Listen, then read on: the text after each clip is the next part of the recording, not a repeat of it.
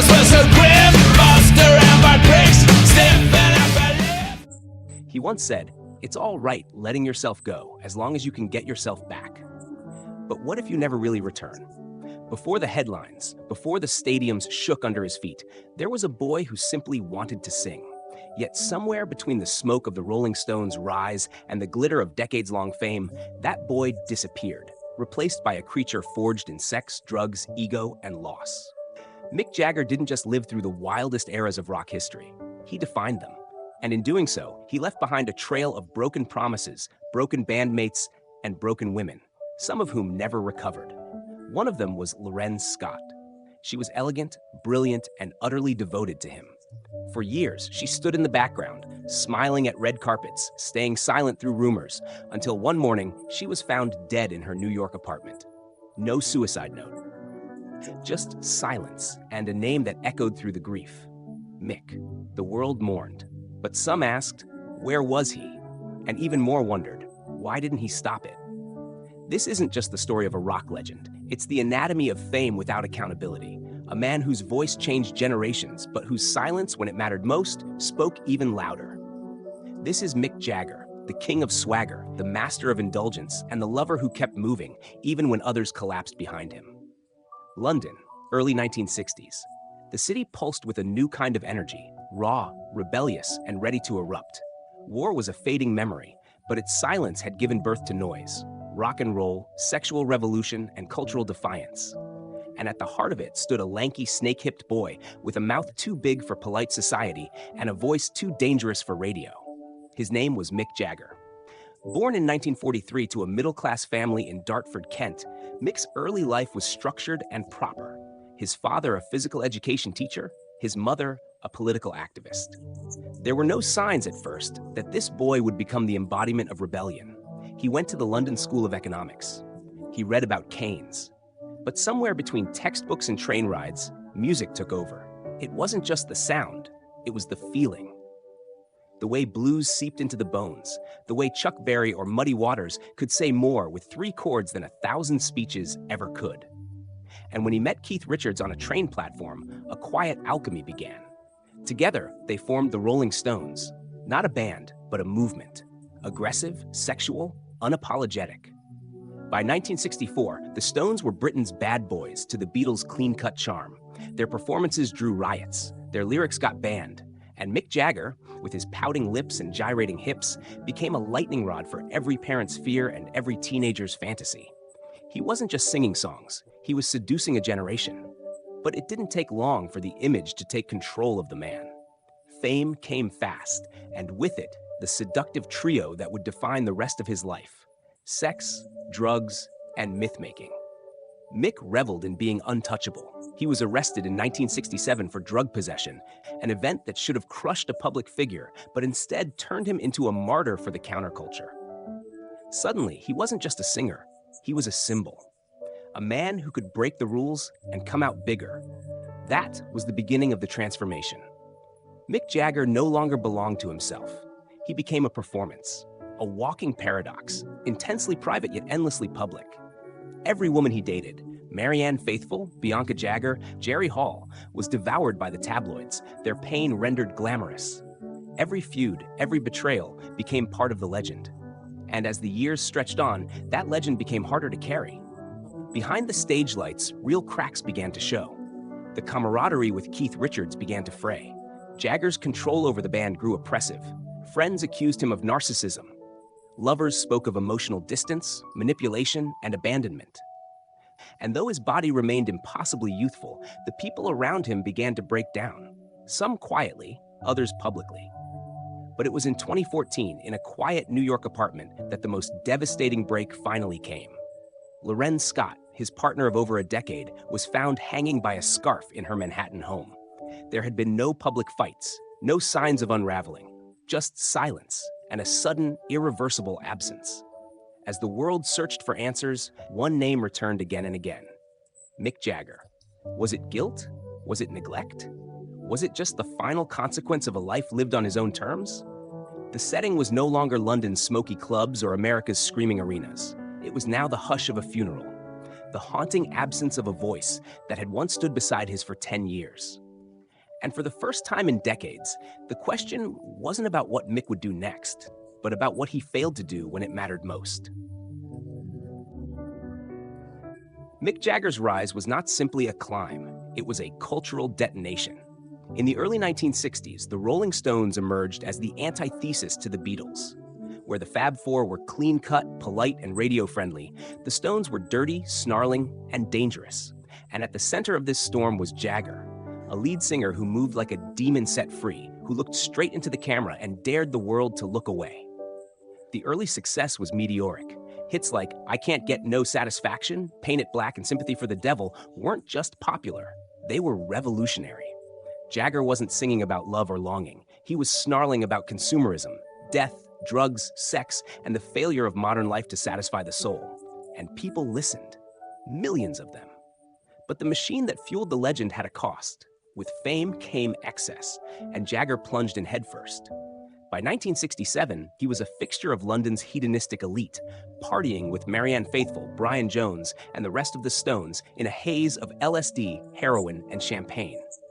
The infamous Redlands drug bust that year, where Jagger and Richards were arrested, should have ended his career. Instead, it amplified his mythology. The Times of London ran the now iconic editorial, "Who breaks a butterfly upon a wheel?"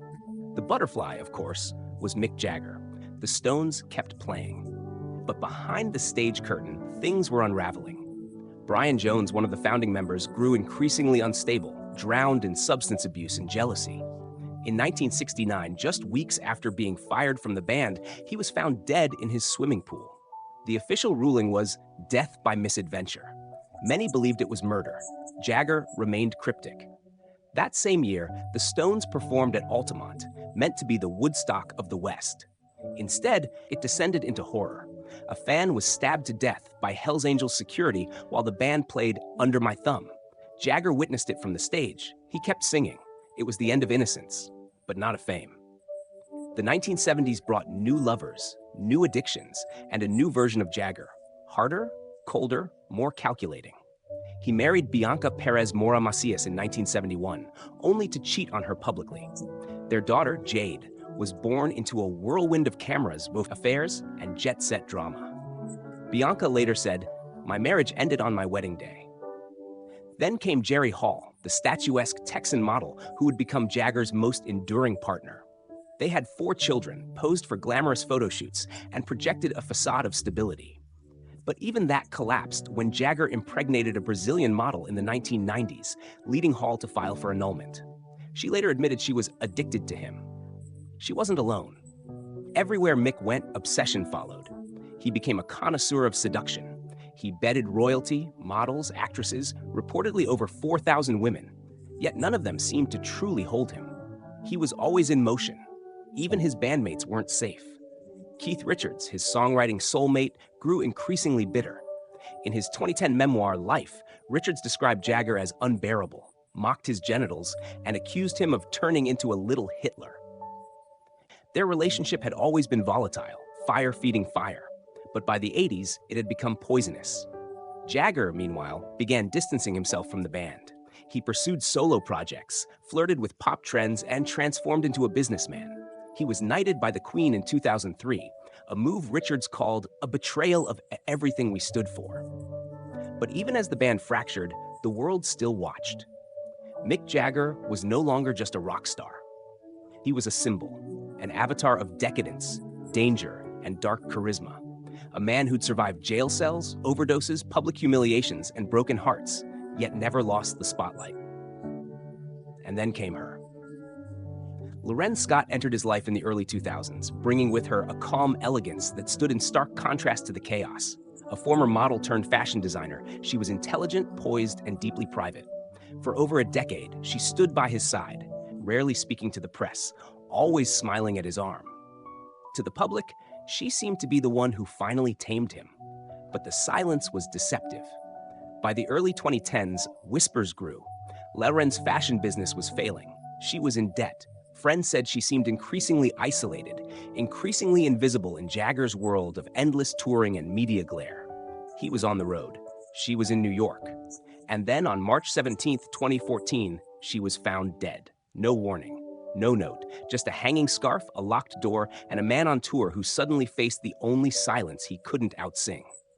The legend of Mick Jagger had always been about survival, no matter the storm. But for the first time, someone close to him hadn't survived. Loren Scott, elegant, poised, and perpetually shadowed by the man she loved, was found dead in her Manhattan apartment. A silk scarf tied to a doorknob. No note, no last words, just silence. The world gasped. She was 49, healthy, beautiful, publicly successful. But when the news broke that her business was drowning in debt, millions owed, shows canceled, collections shelved, suddenly the polished image cracked. And behind that veneer, a different story began to emerge. One of pressure, one of loneliness, one of a woman whose voice had been buried beneath a rock legend's roar. Mick Jagger was in Australia when he heard the news, preparing for another Rolling Stones stadium tour. The official statement came quickly.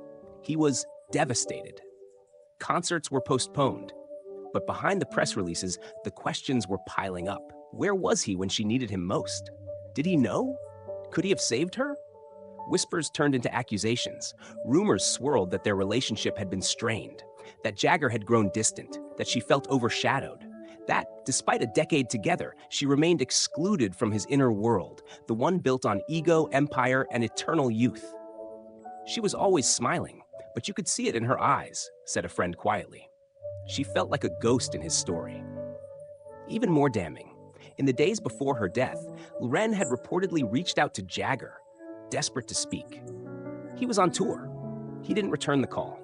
For a man whose entire life was broadcast through amps and speakers, his silence now spoke volumes.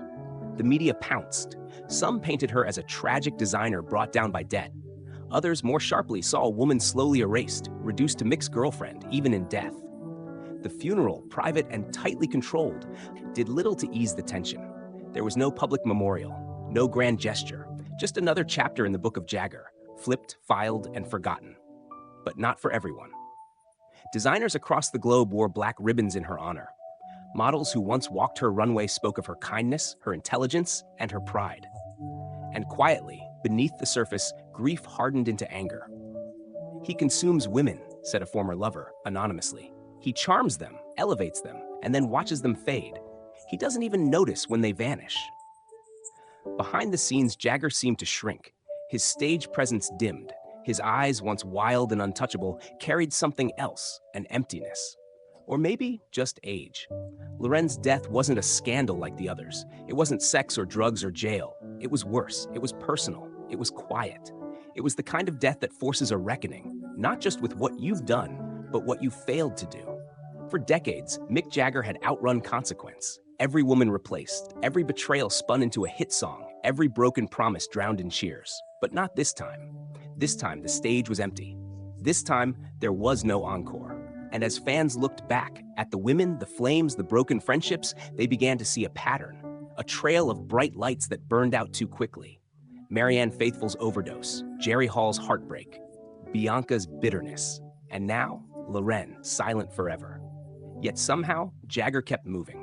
A month later, he was back on tour, dancing, sweating, singing into the abyss. As if nothing had happened, but something had. And it haunted every lyric, every spotlight, every heartbeat still echoing beneath the thunder of a band that refused to age, even as those around it turned to ash. To speak of Mick Jagger is to speak of one of the most magnetic, enduring, and complicated figures in modern music. His voice defined an era. His swagger rewrote the rules of masculinity, rebellion, and fame. And his very presence changed what it meant to be a frontman. There is no denying the power he has held, for decades, across continents, over generations. But power, as history shows us, does not come without cost. Mick Jagger built a kingdom on rhythm, seduction, and rebellion. He gave the world unforgettable music. He shattered the chains of convention. He stood at the helm of a cultural revolution. And for that, the world bowed. But while the spotlight blazed upon him, shadows gathered behind him. This channel does not ignore genius, but we do question the silence. The silence that followed Loren Scott's final days. The silence that trailed after every broken relationship, every woman who once stood beside him, only to vanish quietly into footnotes. We do not pretend to know what happened behind closed doors, but we are obligated to ask, when does the legend become a shield? When does charisma become an excuse? Mick Jagger is not a villain, nor is he a saint. He is, like so many icons, a man who was given the world and expected never to look back. In that pressure, he became both a symbol and a stranger to those closest to him, and perhaps to himself. It's easy to celebrate his art. The real challenge is reckoning with the pain that clung to its creation. We honor Loren Scott, not as a tragic footnote in the story of Mick Jagger, but as a woman whose silence deserves to be heard. We honor the many women who gave their love, their youth, their brilliance to a man whose light sometimes blinded more than it illuminated. And to our audience, we ask, can we still celebrate the song if we cannot face the sorrow behind it? Can we love the legend and still hold it accountable? Where does admiration end and responsibility begin? These are not easy questions, but they are necessary ones. Because in the end, the legacy of Mick Jagger is not just what he left on the stage. It's what he left in the hearts he passed through, and sometimes shattered on his way to immortality. He's still out there, leaping across stages, hips moving like they did half a century ago, a microphone in hand, and 1,000 lights chasing his shadow. At over 80 years old, Mick Jagger remains defiant in the face of time. The voice is thinner now, the skin worn, but the myth, untouched. Crowds still scream, cameras still flash, and somewhere, deep beneath the leather and the legacy, the same question lingers. What does it cost to become eternal? There are stories that live forever in songs, and others that are buried in silence. Mick Jagger gave the world Angie, Wild Horses, Gimme Shelter, but behind those chords were lives entwined, loves broken, and a loneliness that even fame couldn't fix. Some say he devoured everything he touched. Others say he simply survived a world that demands more than any one person should give. But somewhere in New York, a quiet apartment remains empty. Loren Scott's scarf still hangs in memory, a reminder that even the brightest stars cast the darkest shadows. And maybe that's the secret nobody wants to say out loud, that behind the thunder of applause, there are people who quietly disappeared. Not every icon leaves the world with dignity. Not every legend leaves it whole. Some stories are never told, but now you know. And as the last note fades, one truth remains. Mick Jagger will always be remembered, but so should she.